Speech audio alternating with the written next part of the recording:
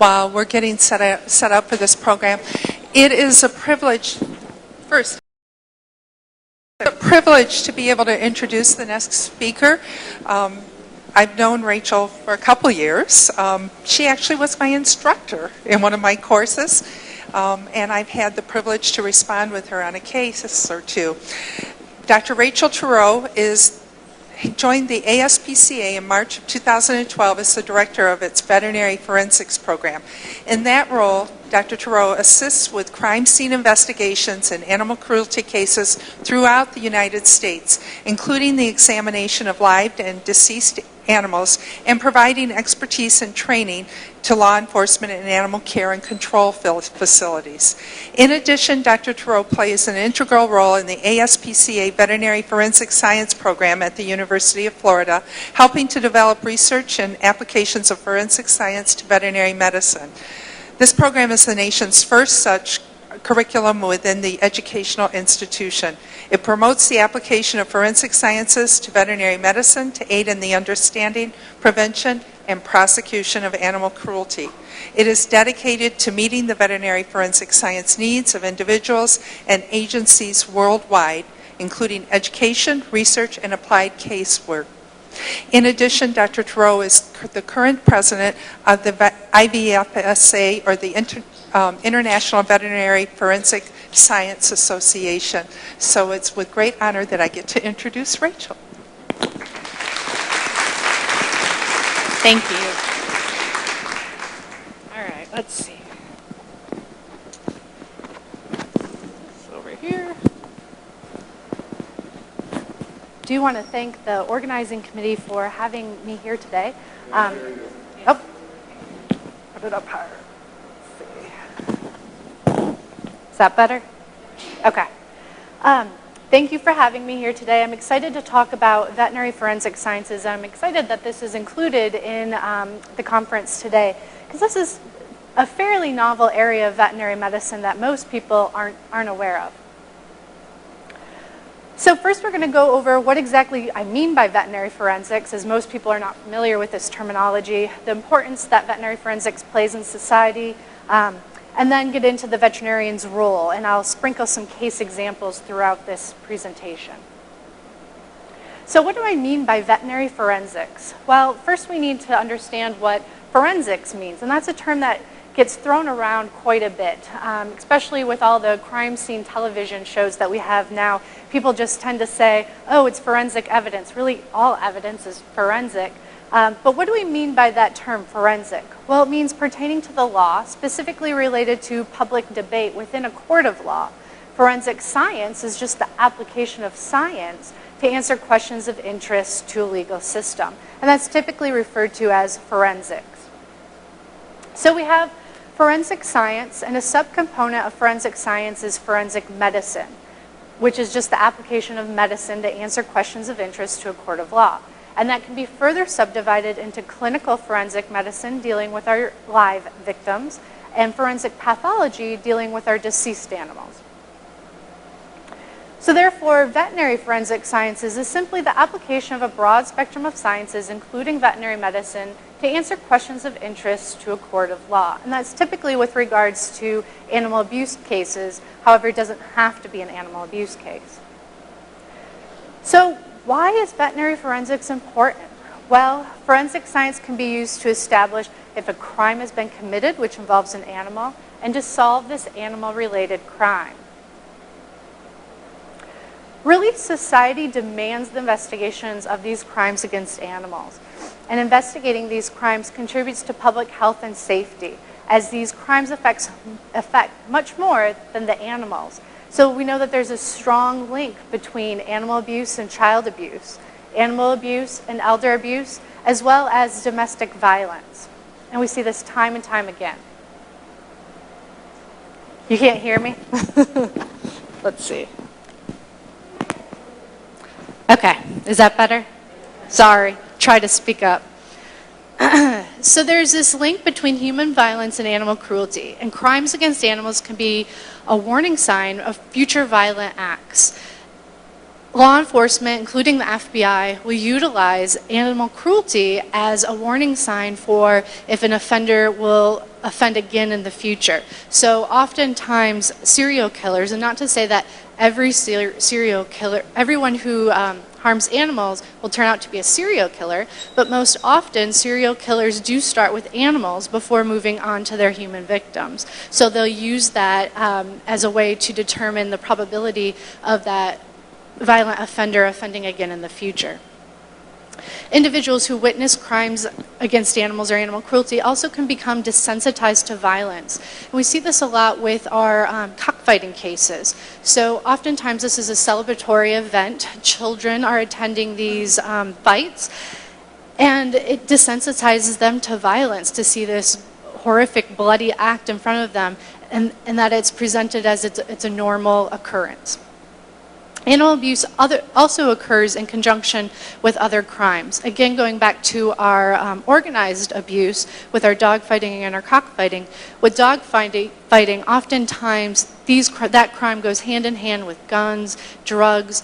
Oftentimes the FBI or ATF ask the ASPCA to come in to assist them with these cases, because going through the avenue of the dogs is easier to pursue and is an easy way for them to get to the drugs and the guns, whereas going just for the drugs and the guns is typically a little bit harder to get to.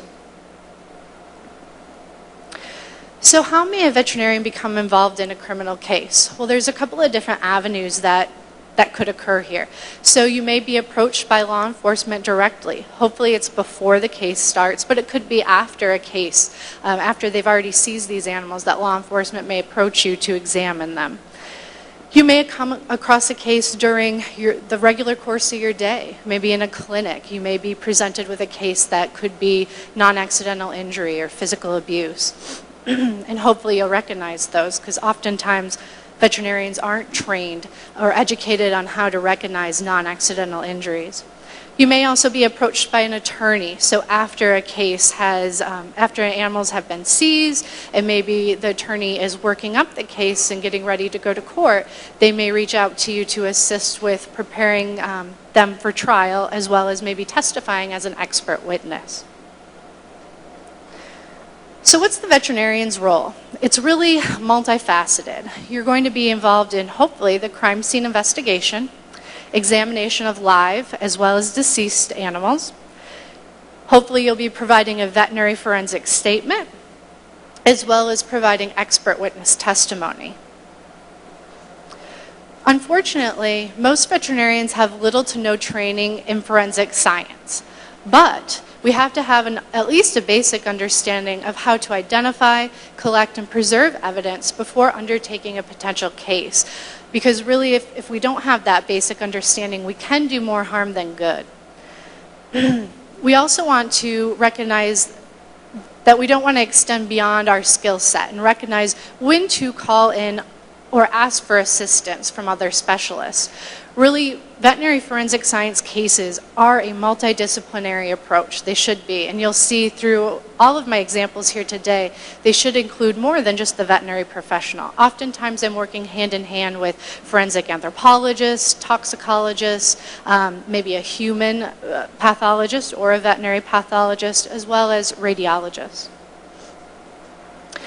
So here's the first case example, just showing how oftentimes these cases are a multidisciplinary approach. So this case involved an owner who called law enforcement reporting that 2 of his cows had been stolen. Law enforcement responded to the scene, and this is what they discovered. They found a broken barbed wire fence with some wire cutters laying on the ground. They found some drag marks, as well as portions of a deceased cow tied to a tree in a wooded area. That was at the end of where those drag marks were. They also found another deceased cow in the owner's pasture, which they thought appeared to have been shot. So here is the top picture. It's difficult to see, is the cow that was found shot, what they suspected was to be shot in the pasture. And then the lower picture shows the cow that had been cut apart, and there's just portions of that cow remaining in the woods, and some of those portions were tied to a tree as well. So the owner suspected that a neighbor whose property backed up to that area in the woods where portions of the one cow were found was responsible for stealing his cows. But they had to prove it, right? So because of the size of this cow, law enforcement unfortunately was only able to collect some portions of that remain. They could not collect the entire cow. The cow that was deceased in the pasture they were unable to collect, and they just collected some pieces of the cow that was found in the woods. So this is what I was presented with from law enforcement. I was given the head of the cow in the woods as well as the distal portion of its 2 hind legs. And when I first saw this, I thought, what am I going to do with this? This is not much to work with.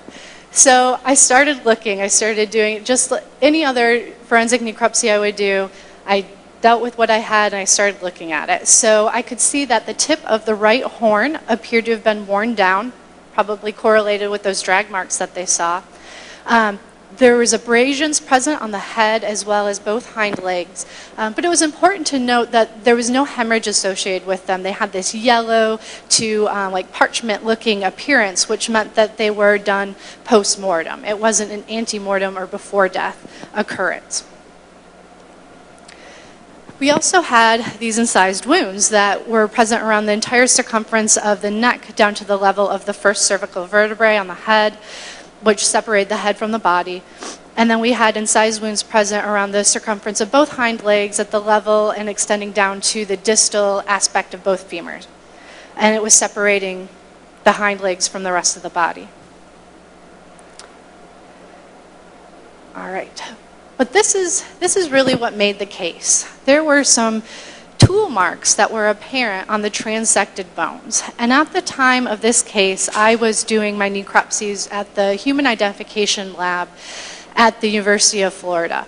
So I was surrounded by anthropologists, forensic anthropologists, and they often complained that my body smelled worse than theirs. But they were also very interested in this case because they see tool marks all the time on dismembered bodies. So they were really interested, and they kept coming over, and one of them came over and said, "Oh, it looks like a reciprocating saw made that mark." And I said, how do you know that? Well, there's a lot of research in that area of forensic anthropology, looking at what tools make different marks on the bones.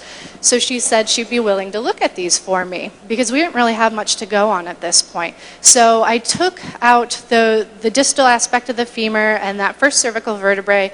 I boiled them, removed all the tissue, and I gave them to her. And she looked at them microscopically and was able to say, yes, these marks look to have been inflicted by a reciprocating saw.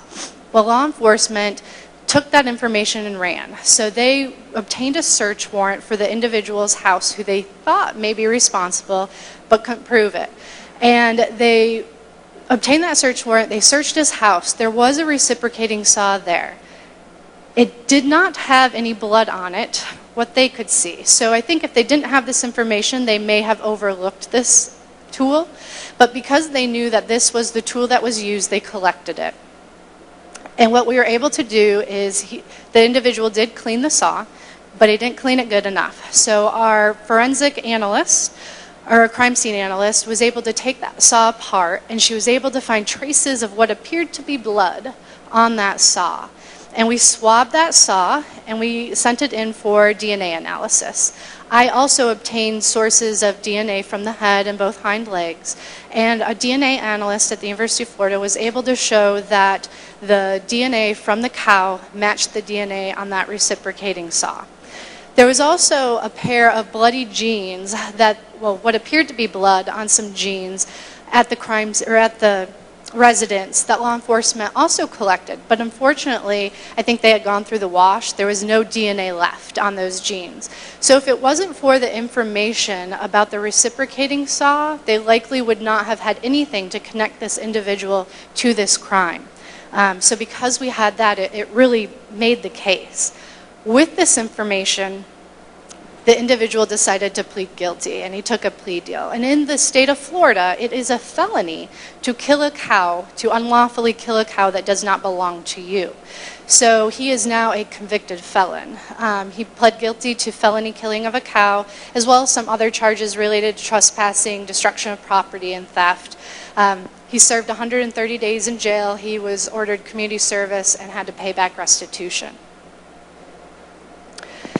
So evidence. We keep talking about evidence, and what do I mean by that? Well, generally speaking, evidence is defined as anything that can prove or disprove a fact in contention. And more specifically, we'll utilize this evidence to prove guilt or innocence, to identify victims, and to identify our suspects. Care has to be taken to ensure the integrity of each item of evidence, because we have to do everything with the ultimate goal in mind, and that is to withstand the scrutiny within a courtroom. So from the very beginning of a case, when I know that I am working on a case that will likely be criminal, we have to keep that end goal in mind and do everything so that when we're sitting on the stand, hopefully it will be upheld. A veterinarian has to recognize that our duty is to the court. It's not to one side or the other. It's not to the defense or the prosecution. Our duty is to the court and to assist the trier of fact, which is either the judge or the jury, in understanding the evidence at hand and, in effect, acting as an advocate for the truth. Oftentimes, veterinarians don't really understand what their role is, and they want to determine guilt or innocence, and that's not our job. Our job is just to provide the facts in the case and help the judge or jury to understand that information. It is for law enforcement's duty to investigate these crimes, the prosecutor to prove that crime, and it's the judge and the jury's decision, it's their duty, is the word I was looking for, to determine guilt or innocence, not the veterinarians. Unfortunately, oftentimes the vet wants to, before we'll even report suspicions of cruelty, in our minds we have to determine guilt or innocence, and oftentimes we even want to determine who the suspect is, when in reality that's not our position. It's for us just to report our suspicions and for law enforcement to investigate and for the prosecutor to prove and the judge or jury to decide. In order to determine what may be important evidence to collect at a crime scene, we have to approach these cases within the context of potential criminal prosecution. And these questions have to be considered and answers sought within this context. These questions are going to be determined by the applicable laws. So if you're going to be involved in a potential case of animal abuse, you need to be familiar with the laws that may apply. It could be local ordinances, could be state law, could even be federal laws, because animal abuse is a legal, not a medical determination. Just because I, as a veterinarian, feel that something may constitute as abuse or cruelty doesn't mean that the law recognizes it as such. So in order to make an informed opinion as to whether or not something may be cruelty, I need to have knowledge of the applicable laws. Oops. So there's different types of evidence that a veterinarian could assist law enforcement with identifying or examining. And most often it's going to include physical evidence, which is simply just anything that you can put your hands on and touch is physical evidence. Physical evidence can be further broken down into multiple different categories, but most often the other category that we're dealing with is situational evidence, which is elements of the scene or elements on the body that can change or are temporary. So an example of that on scene would be temperature, weather, smells, ammonia levels. All of that would be situational evidence on scene. On the body, things like rigor mortis or livor mortis, or the postmortem settling of blood, all of that would be situational evidence particular to the body. So here's an example of the importance of evidence, as well as highlighting the role of veterinary forensics. So this is a dogfighting case that occurred back in 2013. It was actually the second largest dogfighting bust in U.S. history, the first being the Missouri 500. So in 2013, the ASPCA as well as HSUS assisted the FBI in seizing dogs in Alabama, Mississippi, Georgia, and Texas. The ASPCA took in 320 dogs, with HSUS taking in 130 dogs. Here is the different roles that at the ASPCA forensic science played in this particular case. We had veterinary forensic medicine, we had crime scene analysts, and we utilized a variety of supporting forensic specialists. So as far as veterinary forensic medicine, I oversaw 4 teams at 4 different scenes, and over 5 days we examined the initial 233 dogs that came in. In this case, ultimately we ended up with over 300 animals because a number of the dogs were pregnant, so we ended up with a much higher number than we initially had taken in. We performed forensic necropsies, we examined skeletal remains, I authored 4 veterinary reports, forensic reports, and also provided expert witness testimony in federal court. Here's just a picture of our temporary shelter that was in Gainesville, Florida for this case. Some of the photos from forensic exams. We also had our crime scene analyst who headed up 5 evidence teams at 5 different scenes, and they collected and processed about 119 items of evidence. Oops. We also utilized a variety of forensic specialists. I looked at the skeletal remains, so utilizing forensic osteology. So with dog fighting, we can see a variety of lesions on the skeletal remains themselves. So in this case, we had some surface scatter. So one of the scenes had skeletal remains just out on the surface in plain view that we collected. And on other scenes, we had to excavate some animals, and they were so decomposed at the state where we couldn't really gain much from looking at the soft tissue. I did look at the soft tissue, but ultimately it proved not to be very useful, so we removed all of that tissue and looked at the skeletal remains. And with dog fighting, and I wish I had a pointer, but in this picture you can see some scoring on the bones, some indentations that is not normal architecture of those bones. So this is the radius and ulna, the front leg. And we have scoring, and that most likely occurred from canine teeth coming into contact with this dog's front leg. You can also see some puncture wounds there as well in the bone, or some punctures into that bone. Again, most likely from canine teeth coming into contact with that forearm. And we see this time and time again with the forearms as well as the hard palate of fighting dogs, where we'll have skeletal damage. We can appreciate it radiographically as well as looking at the bones themselves. So that was consistent with dog fighting. We also were able to utilize forensic toxicology. So I had taken samples from this dog, who turns out to be, I found out in court years later, it was their prize fighting dog. And she had obviously been recently fought. We see some fresh wounds there, or healing wounds on her face. But what stuck out to me is that she was very thin, she had been prepared to fight, she was very well muscled, and then she had recently fought. So I wanted to test her for anabolic steroids. Oftentimes they will give dogs during this, what's referred to as the keep, but it's this preparation period for preparing for the fight. Oftentimes they'll give them anabolic steroids to increase their performance in the pit or in the ring. So I tested her for anabolic steroids and I submitted the samples to the racing lab at the University of Florida. And they were able to find stanozolol in her blood, so she was given anabolic steroids, which further supported our case. We also utilized blood stain pattern analysis, as well as alternative light source detection and forensic photography. So here we have a pit that was seized from one of the 5 scenes, and it doesn't look like too much, right? The wood looks a little bit dark, but if you utilize some special forensic photography as well as blue star, which binds to the hemoglobin in blood, you're able to appreciate just how much blood is on this pit. And they only sprayed that section, and they continued to spray each section, and the whole thing lit up. So we knew that this was covered in blood. And we were able to take that a few steps further as well. So this is an OBTI, or phenolphthalein test, which is a presumptive test for blood. And we were able to show that presumptively that was blood present on that pit or the pit walls.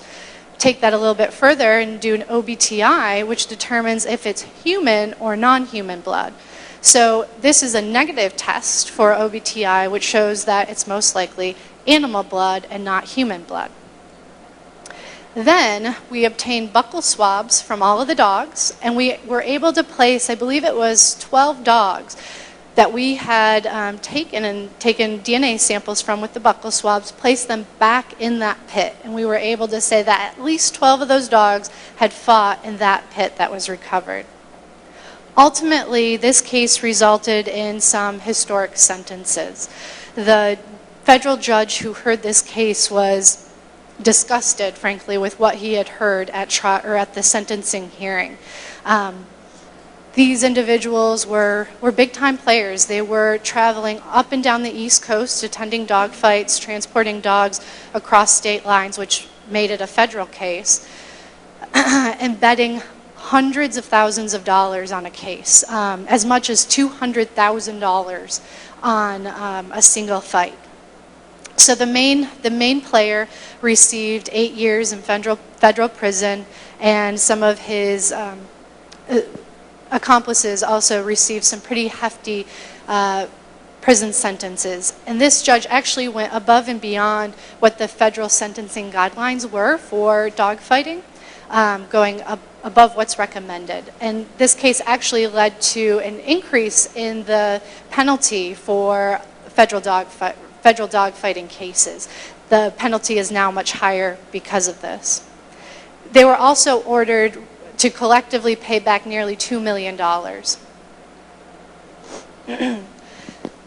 So it's imperative that we have the veterinarian to be present on scene, because the animal is just one piece of the puzzle that needs to be considered when looking at these cases. And these factors are going to assist the veterinarian in interpreting their exam findings. So the forensic exam begins at the crime scene, and knowledge of this scene may be crucial, again, to interpreting these findings. Sometimes it may be impractical for a veterinarian to be present on scene, and I understand that. And in those cases, we want to be providing that veterinarian with all of the crime scene photos that were obtained, as well as any video that may have been obtained, and all law enforcement reports. But ultimately, it's ideal for the veterinarian to be there. Really, it's analogous to taking a medical history, and it kind of takes some skill and some practice. And law enforcement isn't going to necessarily pick up on what a veterinarian may find as important. So ideally, the veterinarian should be present. So what's the vet's role on scene? Well, on scene, we're going to assist law enforcement with identifying, collecting, and preserving evidence related to an animal-specific crime. That's going to involve triage of live victims. It's going to include assisting law enforcement with identification and proper preservation of evidence, and to assess the scene and its effects on these animals present.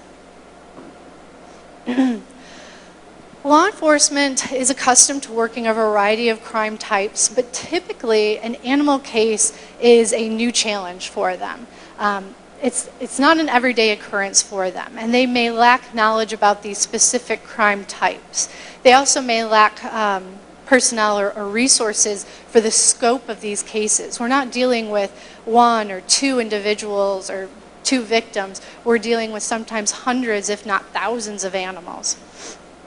It's also not uncommon for individuals to be kind of wrapped up in just the rescue of the animals themselves, and they forget that it's a criminal event or a criminal situation.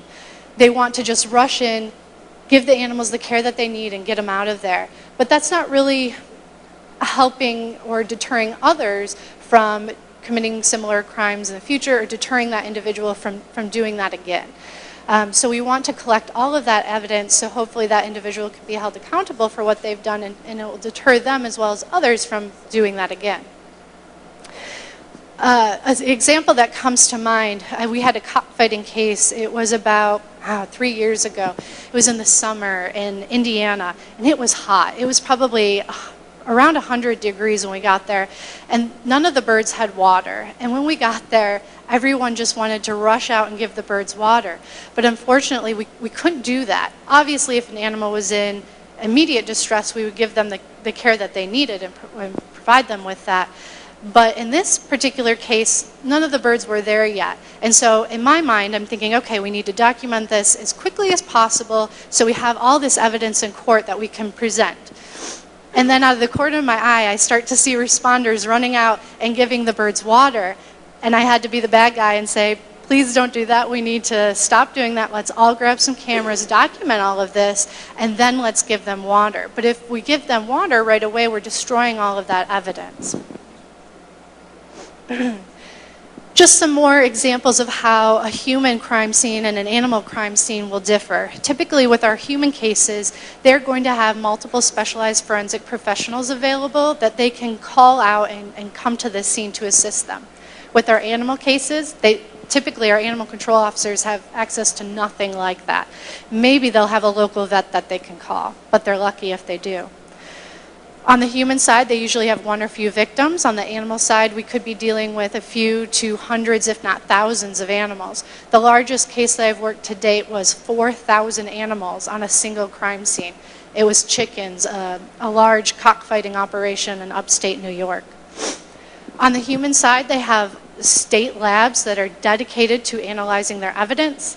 On the animal side, we really have to beg and plead either private labs or work with veterinary schools to analyze our evidence. But typically when we're working with these entities, they're not set up to handle evidence like a state crime lab would be. But oftentimes the state crime lab doesn't want to get involved in property crimes and therefore will not take our animal samples. On the human side, they're dealing with a single species, and on the animal side, you never know what you may get when you show up. I've been on multiple cases where, okay, it's a dog fighting case, and I'm thinking we're going to get, all that will be there are dogs, and we get there and there's some cattle or horses that we have to also examine. So you kind of have to be a jack of all trades and be ready for whatever may come your way. Processing of the crime scene. Since ideally the veterinarian should be present on scene, I just want to briefly go through the process that should be in place when you're assisting on a scene. So initially when you get there, law enforcement is going to secure that scene. There's always a concern for the animals that are involved, but safety for the responding officers and other responders is always the priority. So they're going to go in first and secure that scene. Once that's been secured, then documentation is going to occur, and it will occur in phases. So initially, we're going to document the condition in which the scene was found. This was going to include overall photos as well as maybe overall video of that property, and that should be done by law enforcement. Then the veterinarian is going to start their process. So the second phase is to document each animal and their environment, and I break this down into 4 steps. So the first step is what I refer to as critical triage. During our initial walk through the property, we're looking for animals that are in immediate need of medical help. So I will color code animals on scene. I use red, yellow, green, as well as I recently added in blue. So red is my critical animals, and that's what I'm looking for first. Are you in need of immediate life-saving intervention? So we have our red for critical. Our yellow is animals that need a closer look, so I'm going to flag them with yellow tape. Blue is I utilize for animals that may be infectious or contagious to try to separate them from the rest of the population, so I'll flag them with blue tape. And then green is for animals that are ready to go straight onto transport, and we'll do a more thorough exam once we get them to our temporary holding facility.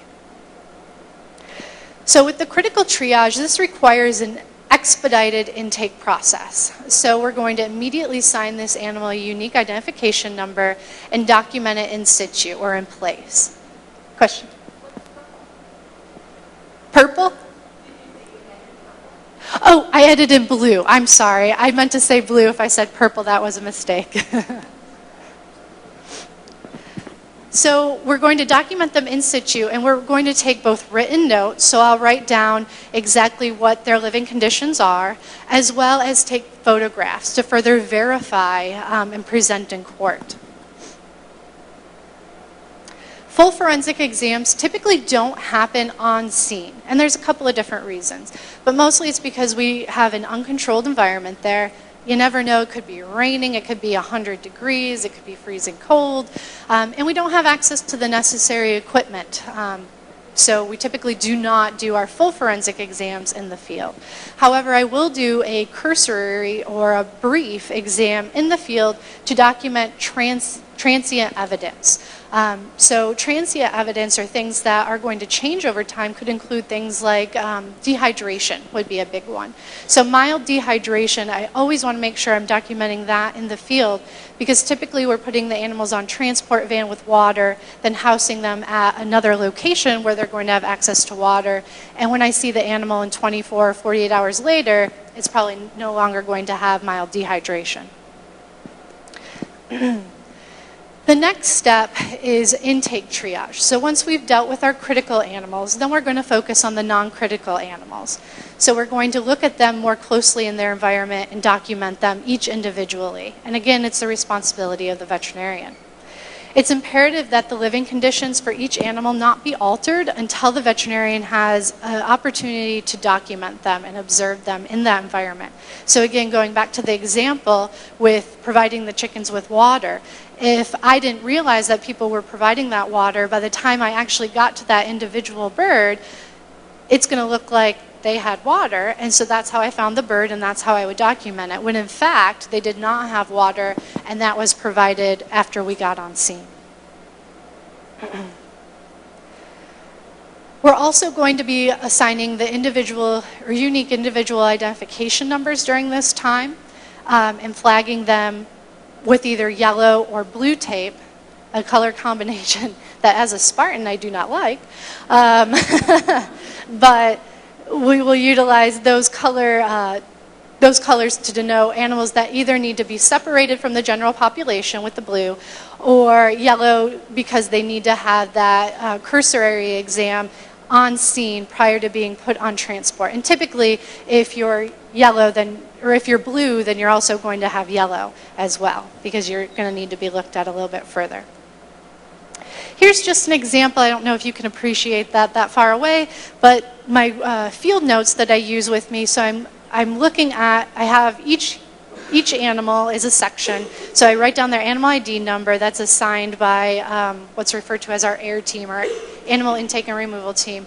I've had their triage code there. I document what their primary enclosure it consists of, what their shelter looks like, what their water looks like, what their food looks like. And I kind of tailor it dependent on the laws in that particular jurisdiction that I'm in. If anybody wants any of the forms that you see today, feel free to email me, and I'm more than happy to share them with you. In situ photos, or their photos within their enclosure, this was a very difficult concept for me to explain to our teams initially. So ideally the veterinarian is taking these photos, but oftentimes if we're dealing with hundreds of animals, it's not practical for the veterinarian to take these photos themselves, so I have other people do that. But what we want to see is that top photo, where it's an overall photo. You can appreciate the animal within its entire environment, not the photo that you see below there. And that was typically what I was getting when I wasn't the one taking these photos, because people thought it was just to show the animal in their enclosure. But really it's to show them in their entire enclosure, because what does that lower picture tell me about that animal's environment? I have no idea how that animal was housed, right? It was actually in this wire pen with a dirt floor. It had food, it had water, but you can't appreciate any of that with that photo. I want to see something like that top photo where I can see, okay, there's 2 dog houses, there's an automatic feeder, there's an empty water container in there, there's a plastic barrel. And then after that initial in situ photo, we'll take more detailed photos after they're removed from that enclosure. So why is it so important to document their living conditions? Well, oftentimes these living conditions are going to either agree or contradict with our physical exam findings. And it's especially true in cases of neglect, where we want to tie that neglectful environment back to the exam findings that we're observing. Oh, sorry, it's slowly going down. So here is an example. What do you guys think you might observe in your physical exam from a dog from this enclosure? So there's about 6 or 7 dogs in there. It's a wet enclosure. Look at their water. What do you think you might see in this given scenario? What'd you say? They're dirty? Yep, they were filthy. In fact, they had mud splashed all over their face. And what's mixing in with that mud? We have feces and urine, so a lot of these dogs had a bacterial conjunctivitis. Their feet are constantly macerated, so they all had a pododermatitis because their feet were more prone to developing that because their natural barriers were taken away. They also had, they were also dehydrated because you can see there the water is just filthy. And oftentimes some dogs may choose not to drink that, so we did have some mild dehydration. There was also winter in Virginia, and so hypothermia was also a concern for these guys. After we document each of the living animals present on scene, then we're going to focus our attention to any deceased animals that could be present. And obviously deceased animals are not critical, so we'll deal with them after we deal with all of the living animals. Oftentimes we're going to give them a different set of numbers so we don't confuse the living animals with the deceased animals. So we'll give living animals one set of numbers, and then the deceased animals will get what we refer to as an item of evidence number, which is a different series of numbers so that there's no confusion as to whether or not that animal was seized alive or seized deceased, because we may have animals pass after they're seized, and so we don't want to have any confusion there. After we're done dealing with all of the animals that may be present, then we're going to do our post-removal photos. So once the animals have been removed from their enclosures, we're going to do some more thorough documentation of each of those individual enclosures with our mid-range and close-up photographs. So here is an example. So here we have just an overall photo to show you where on the property this enclosure is. Have a little bit closer view to show there's a dog in this pen. And an even closer view with our item of evidence number. So this dog was dog number 1. Then we have our identification photo to show exactly what condition this dog was in when it was seized. So we typically do a front shot with our board. And on that board, you want to have the case number, the date, the location where that photo is being taken, the animal number, as well as the name of the photographer. Oops. And then we also do a left side. Then we're going to take a photograph of that enclosure a little bit closer, followed by close-ups of everything in there. So an overturned food bowl, a little bit closer on the shelter for that dog, which it really probably had difficulty accessing, then the water. This is going slowly. All right. So you can see there the series of photos that you need to take to document that enclosure. After we're done with the animals, then we're going to deal with the non-animal evidence, which could include non-animal medical evidence or just in general non-medical evidence. So that could include things like medications, supplements, surgical supplies, fighting paraphernalia. Sometimes these items of evidence may be overlooked, not fully utilized, or not properly preserved. So here's some examples of that. Failure to recognize the presence of evidence. So on the left there, you can see some fish medications, right? And do you guys recognize those medications? It's metronidazole. So that can be purchased over the counter for fish, but not for dogs. And this was a puppy mill case. And when I got on scene with law enforcement, they looked at all there were a ton of fish medications. And they looked at it and they go, guess she used to have fish. And I said, I started looking around and I'm like, well, I don't see anything else to show that she used to have fish.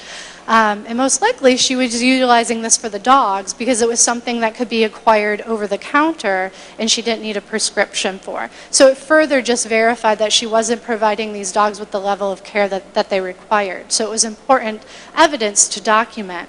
And then on the other photo there, does anybody recognize those bins that are on top of that cage? One person. So those are wash bins. This was a dog fighting case. We had been on scene, I think we got there at like 6 p.m. It was now like 4 a.m. the next day. And we were clearing the scene. And as we walked out of this basement to the right, I could see these wash bins. And it was a case that we did with the FBI. They were not very happy with me because I said, we got to get the evidence tech back out. We need to collect these bins. And nobody recognized what they were. And what they are used for is to wash the dogs prior to a fight. And it's paraphernalia consistent with dog fighting. So prior to a fight, dog fighters don't trust each other and they think that they may put something caustic or poisonous on their dog's coat to deter the other dog from biting at it. So they will swap dogs prior to a fight and wash them. It could be in soap and water. It could be in milk they'll use sometimes. It could be baking soda and vinegar was the latest that I heard because they believe that it removes any toxins that could be present on that animal's coat. So they'll wash them prior to a fight. Also, a veterinarian may assist law enforcement with recognizing the full potential of an item of evidence. So another dogfighting case, this was an anabolic steroid, and they knew to seize it, but they didn't know what to do with it beyond that. So just because it says that it's an anabolic steroid, does that mean that that's what's inside the bottle? No, it could be anything. And I've been on the stand where the defense has been, that was water. It wasn't an anabolic steroid, and we didn't test it, so we can't prove that that's in fact what it was. So we need to take it a step further and test that drug to show, yes, in fact, it actually is an anabolic steroid as it states on the label. You can take that a little bit further and actually test the dogs to show that they were utilizing it for the dogs. Because I've also heard the defense of, well, I didn't give that to my dogs, I was using that. I do bodybuilding on the side. And so we have to show that it was being used for the dogs and not for other purposes. We also can assist law enforcement with the proper preservation of evidence. So an example would be deceased animals that were present on scene. We need to guide them in how to properly collect that evidence so we don't lose any evidence that could be present on that body. So we want to utilize proper PPE so we're not contaminating that animal. Maybe we want to collect DNA. We don't want to put our DNA on that animal. So we want to prevent cross-contamination, utilizing our sterile procedures, handle the body as little as possible. There could be trace evidence. And if there is trace evidence that we can see, we want to collect that in the field. If we don't see it but think it could be there, then we want to preserve that. And something we've taken from the human side is to put paper bags around the paws if we think there's something stuck in the nails that we want to preserve, or maybe even the head if it's a smaller animal, or if we have a larger bag, we could put it around the head to preserve or keep that trace evidence in place so that once we get back to the lab and we have a more controlled environment, we can find it and remove it. If we just simply put the animal in a black bag, we may lose that trace evidence in that bag. And then the final phase is going to be our exit photos and video. And this is done by law enforcement, and it's more of a CYA for law enforcement so they can show exactly how they left the property and they're not blamed for something that maybe occurred afterwards. So as you can see, it's a very complicated process, and the veterinarian is just one part of this process. So the vet is highlighted there in orange, but there's other things going on as well. We have our law enforcement, we have crime scene analysts, we have, with the ASPCA, we have our animal removal team. So it's one part of this process. Moving on to examination of the live and deceased animals. So Clinical forensic medicine dealing with our live victims. A forensic medical exam, what do I mean by that? Well, a forensic medical exam is a detailed and thorough exam that's done in order to methodically document physical exam findings and to facilitate the collection of evidence from a patient's body. We're going to have a systematic approach just like with any physical exam. We want to note all normal and abnormal findings. What tends to happen is people just want to note the abnormal findings. But what does that look like? It looks like a thorough and complete exam wasn't done. And in court, the defense attorney is going to have a heyday with you because you did not do a thorough examination. And maybe you did not include something that would be favorable for their client. You also want to have a standard protocol for each animal. And this protocol is going to vary with the type of case or the size of the case, but you want to keep it consistent for each individual animal in that given case. We want to evaluate all body systems, right? A very thorough exam. Don't forget about things like eyes, ears, mouth, feet, peritoneum. Oftentimes these areas hold key evidence that is often overlooked. We also want to note the animal's behavior and consider things like pain and suffering. Oftentimes the law specifically addresses pain and suffering, and therefore as the veterinarian, you'll be asked on the stand to discuss pain and suffering because the law specifically will call that out. You want to estimate duration or age of lesions, note short-term and long-term effects, conditions that should have been apparent to an owner or caregiver, and things that were preventable. If you're involved in a case, you should be prepared to answer a couple of questions. Is the animal's injury or their health compromised due to abuse? Did it require veterinary care or treatment, emergency veterinary care, or life-saving intervention? And those definitions are going to vary from state to state or jurisdiction to jurisdiction. How long has the animal been abused? Was the animal experiencing pain or suffering? And has there been a permanent deleterious effect to the animal or its health? But ultimately, the questions that you're going to have to answer are going to be related to the applicable laws. So you want to familiarize yourself with those laws so you're prepared to address them. You're going to have an overall assessment and a medical plan in place for each animal. If there's any treatment that's provided, you should document that as well as the response to that treatment. And all rechecks or follow-up exams need to be documented. Other things that you need to document during your forensic exam, just like any other exam, your signalment, species, breed, sex, age, any descriptive factors or distinguishing characteristics, coat color, special markings, tattoos that could be present, or microchips. Each animal is going to be given an animal identification a unique identification number. You want to look at their body condition score as well as their weight. And it's important to be very accurate with your body condition scoring. So how do we estimate the age for our signalment? Because these animals aren't coming typically with a history, or we don't have an owner who can provide us with an age, so we need to estimate the age. And I tend to use dentition. You can also use in your younger animals growth plate closure rates if you're taking x-rays. And then if it's beyond eruption times, then you're just going to have to look at wear of the teeth as well as dental disease to help you estimate. And I always make it very clear in my report, as well as when I'm testifying, that it's simply just an estimate and what I base that estimate on. When you're scanning for a microchip, you want to make sure you're using good scanning technique. My very first case out the gates, I got tripped up big time by poor microchip scanning. So this was a case I had in Virginia. It was a large-scale puppy, or it was a puppy mill, or a commercial dog breeder. And we put microchips in all of the animals.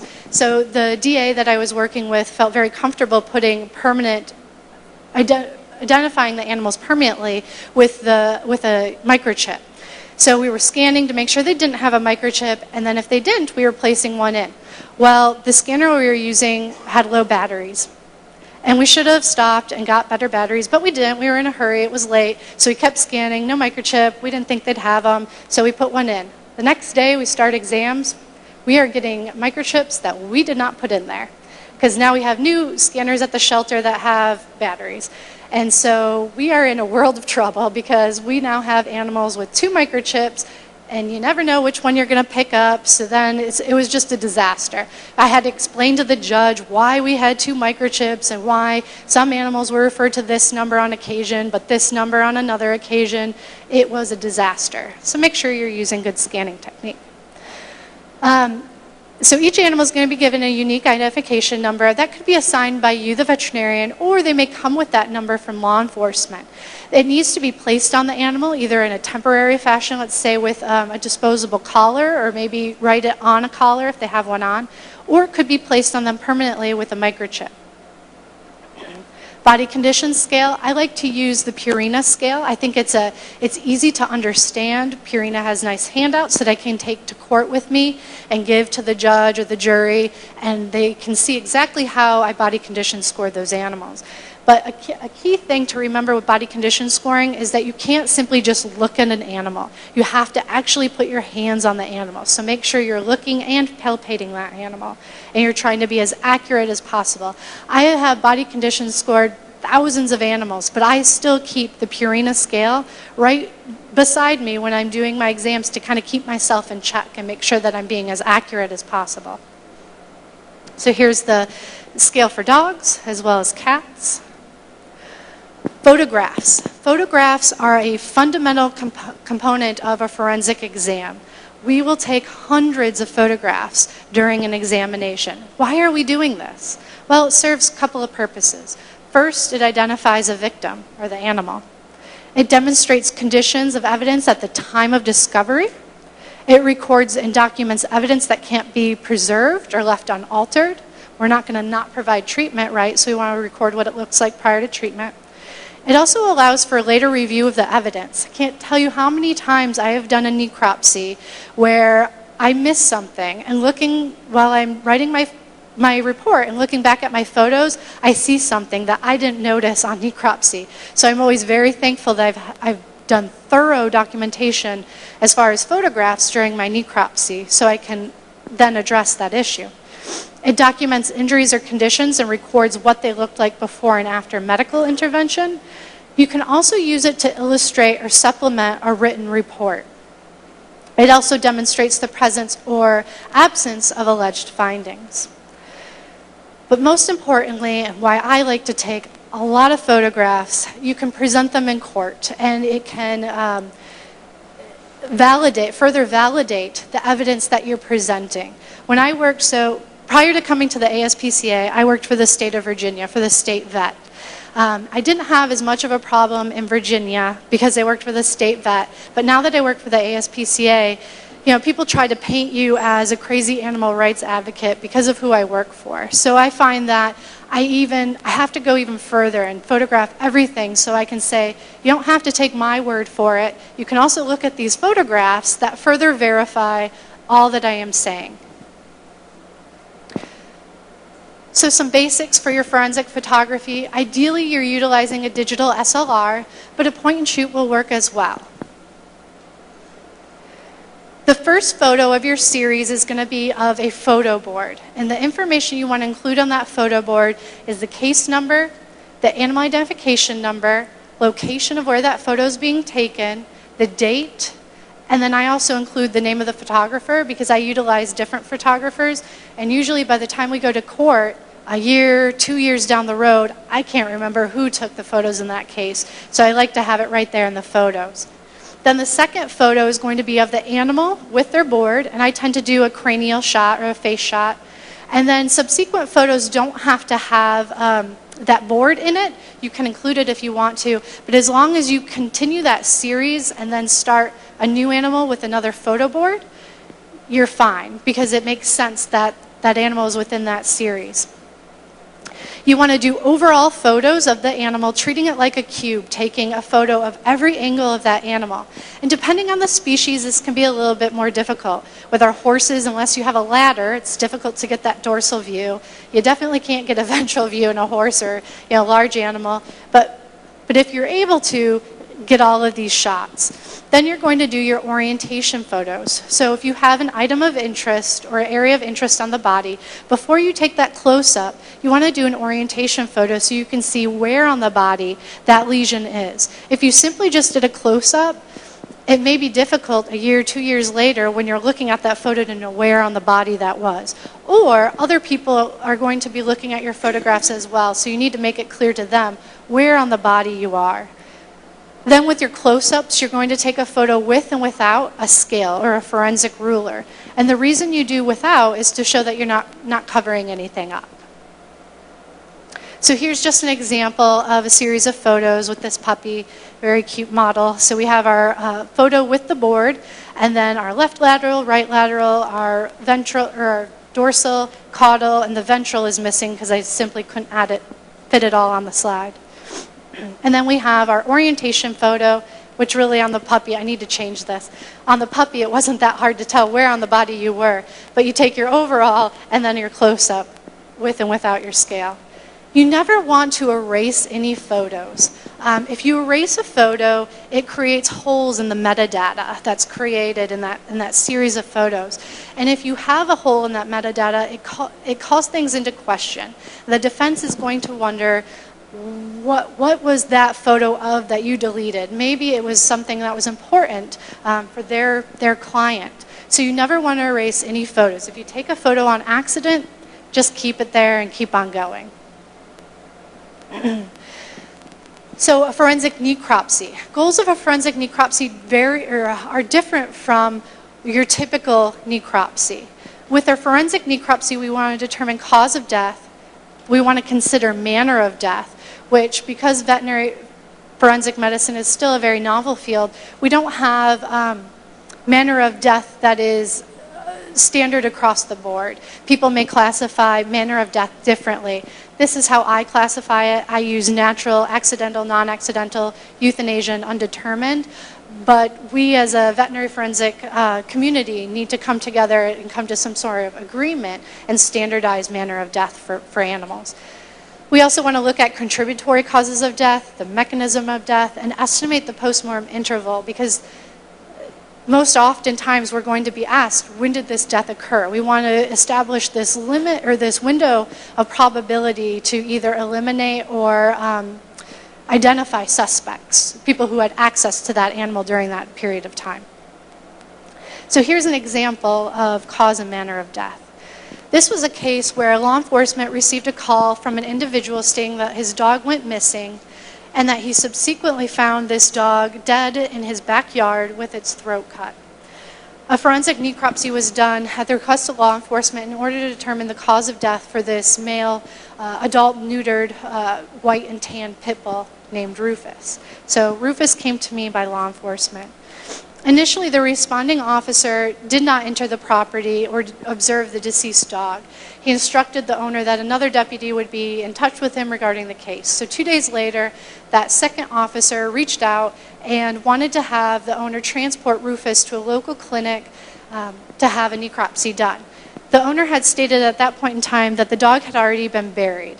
So they wanted him to excavate the dog and bring it in.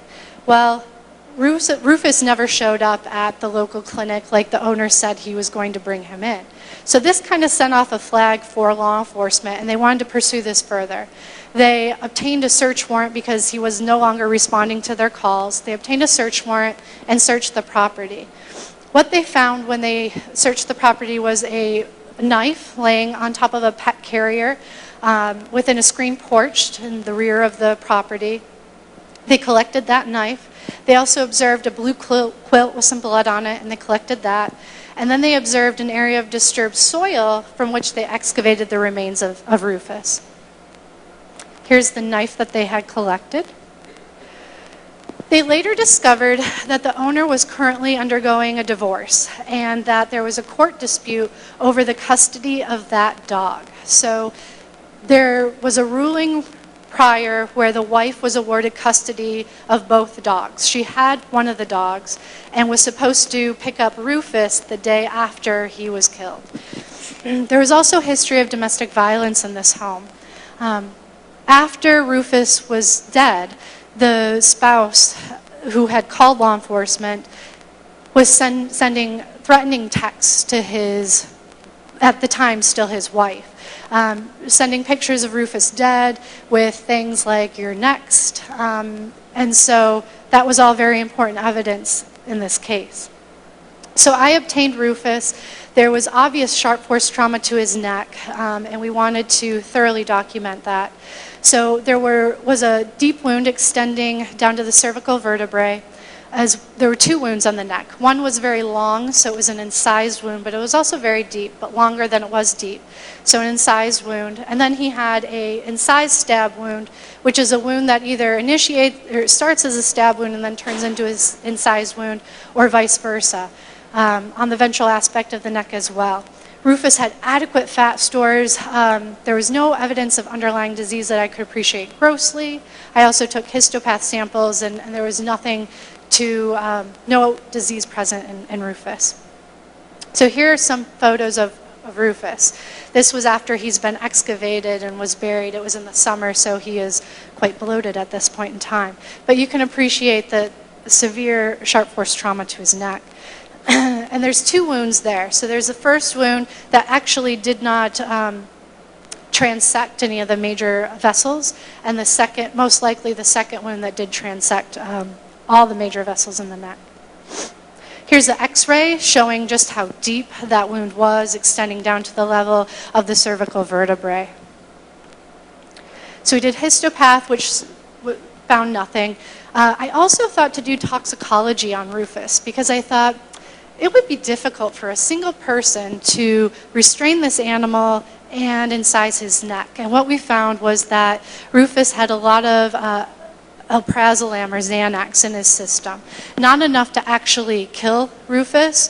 The forensic toxicologist that I work with thought it wasn't enough for an overdose to occur, but was probably enough to sedate or even have Rufus be comatose at the time of his death.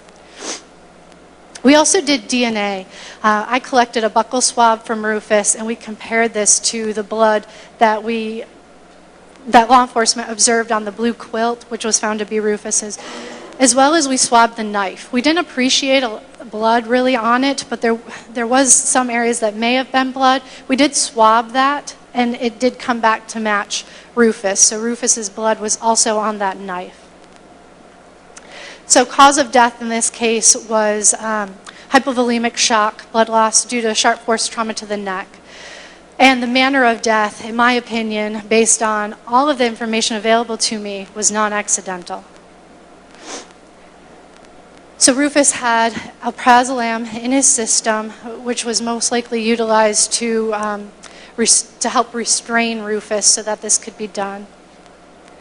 And the knife that was found could in fact have created the lesions that we found. I was hesitant to say yes, it definitely was. I mean, we did have his blood on that knife, but his blood could have gotten onto that knife a variety of ways. But the wounds seemed to correlate with that knife. The depth of the wounds, they were exactly 7 centimeters. The full depth of that knife was 7 centimeters, so we knew that if that knife was used, then the full depth of that knife had to have been inserted into Rufus's neck. There was also some indication pointing towards some movement, either from Rufus moving as the knife was either placed in or pulled out, or it could have been from the twisting of the knife by the perpetrator. I can't say which, but there was movement because we see that Y shape to that incision, so we know that it didn't simply go in and come back out. It had moved slightly, coming back out, creating that Y shape. So the initial caller was charged with felony animal cruelty and was eventually pled guilty, taking a plea deal. Initially, he pled not guilty. He actually, in this case, checked himself into a mental institution after pleading not guilty. This individual was a lawyer and knew what he needed to do. He checked himself into a mental institution. It kind of extended, it delayed this case from going to court, but eventually it led to a plea deal, I think because of the evidence that we had. So he was pled guilty to domestic a domestic violence charge as well as an animal cruelty charge, and ultimately served 1 day for the domestic violence charge. Veterinary forensic statement. So a veterinarian is going to take all of this information and author a report based on all of the information that's available to them. And these facts need to be proven in that veterinary forensic statement. And it's much more than just your physical exam findings. Typically what I get when a veterinarian is involved in a case who hasn't been involved in a case previously is they just give law enforcement their physical exam findings. And it's much more than that. We need to take into consideration all of the information that you have available, not just the physical exam findings. And you guys cannot see this at all. So here's just an example of a statement that I typically put together. I have an introduction stating why I was called into a case, why I was there. I go into my crime scene findings, what did I observe personally, or what was reported to me and by whom. Then I go into my medical exam findings for each individual animal.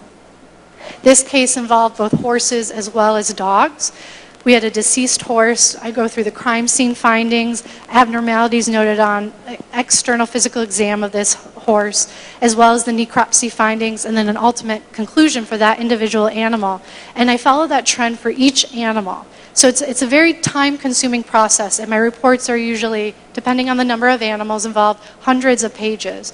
So again, we go through, we have the signalment for that animal, specific crime scene information for that animal, abnormalities noted on physical exam, diagnostics, so we ran quite a bit of diagnostics on the dogs, and then a conclusion.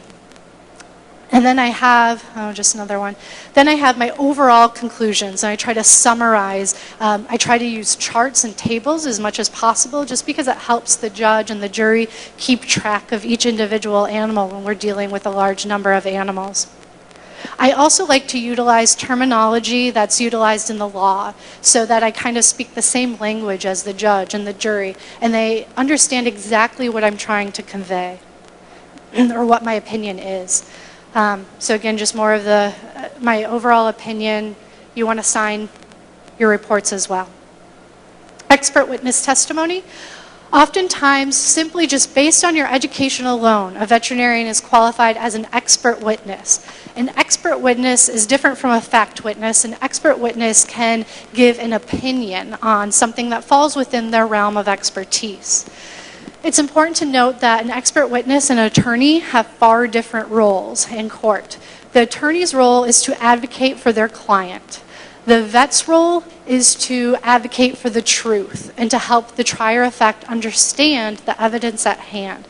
And this is somewhat in contrast to the typical role of a veterinarian in society or within the clinic. In the clinic, you're more of an advocate for the animal, right?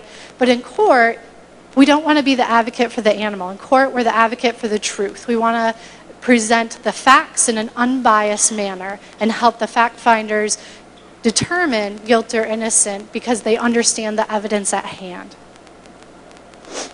So here's just my final case example about the importance of remaining objective.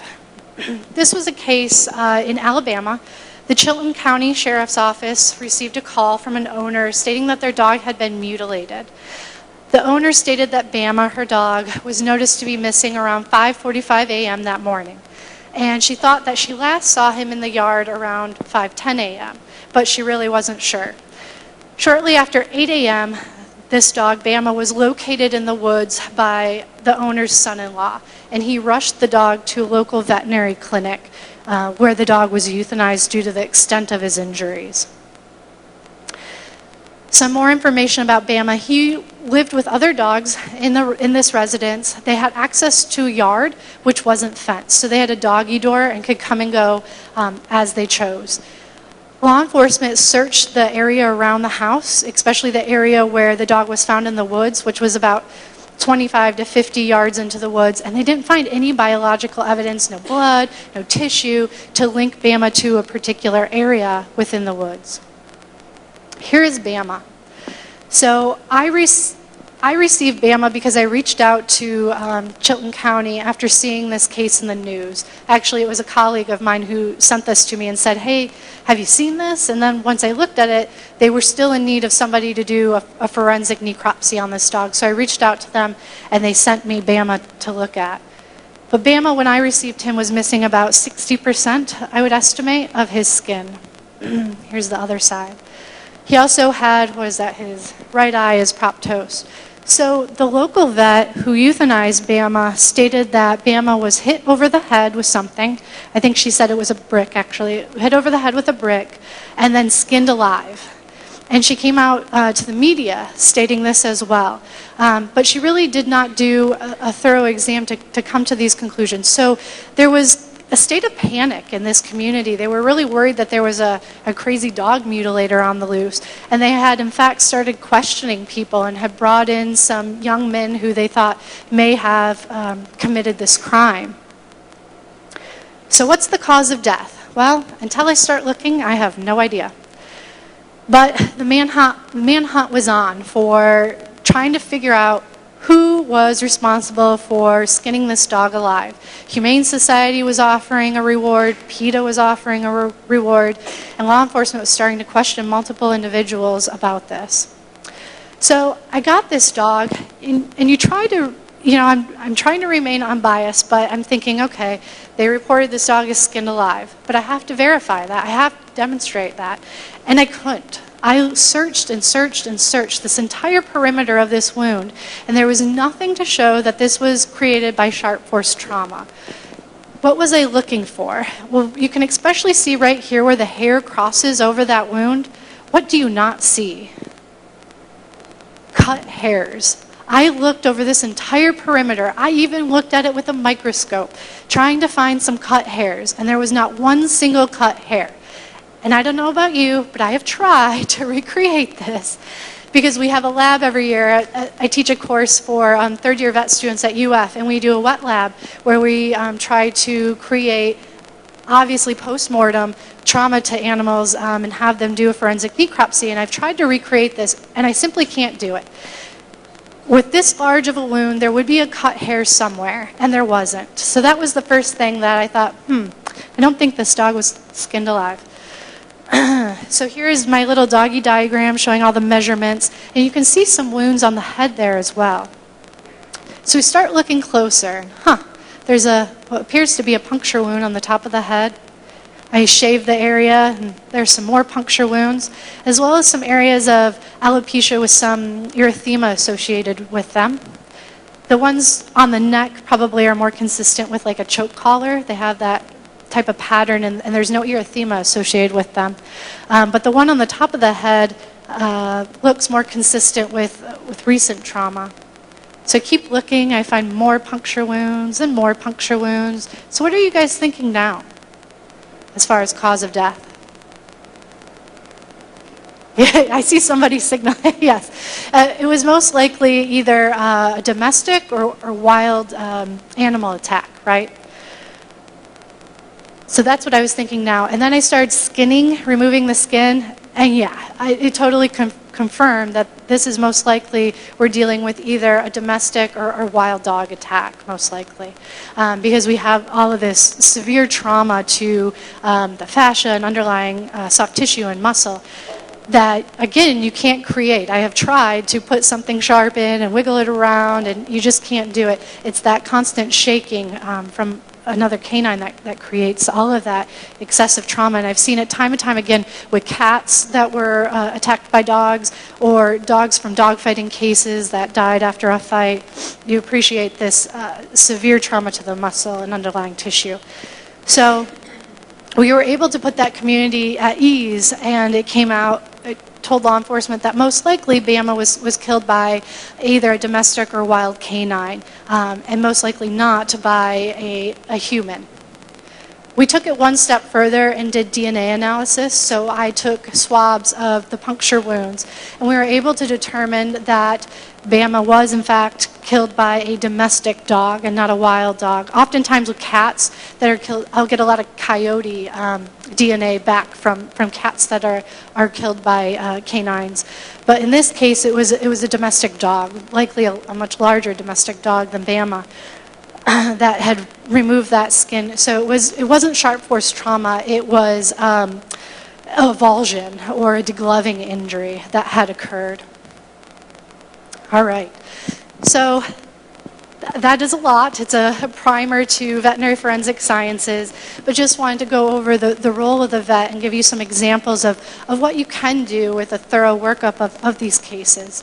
If you guys want to learn more, there actually are now some educational opportunities for you out there. I am based at the University of Florida, where I have a courtesy faculty appointment, and I teach a course for veterinary students there, but we also have online classes for veterinarians, for lawyers, for law enforcement. You don't have to be a veterinarian. All you need is a bachelor's degree, and you can sign up for these courses. We offer both a certificate in veterinary forensic sciences, as well as a master's degree now in veterinary forensic sciences. We offer a number of workshops at the University of Florida, so if you want to get out of the dreary cold weather, you can come on down to Florida. We just last week did an animal crime scene workshop where we taught people how to properly excavate animal remains. We also have the International Veterinary Forensic Sciences Association. We meet every spring, usually in May. We have in the past met in Florida, and this year in 2017 we'll be meeting in Manhattan in New York City. So I encourage you to look into those opportunities if you want to learn more about vet forensics. And there's my contact information. If anybody wants forms, guidance on cases, feel free to reach out to me, email, or call. Do we have time for questions? All right. Do we have any questions?